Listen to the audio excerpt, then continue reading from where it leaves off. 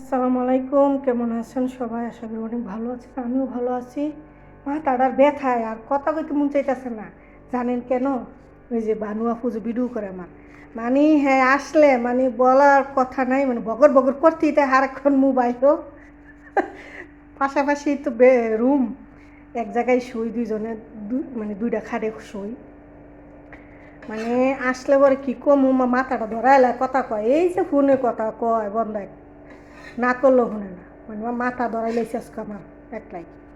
আজকে বানামু আপনার বার্গার, এখানে 10 পিস আছে, আর এখানে আছে আলুর চিপ, সবুজ বলে আরবিতে। এখানে আছে আপনার বার্গার, মাংসর বড়া, এটা গরুর। মাথার ব্যথা আর বাঁচতেছি না।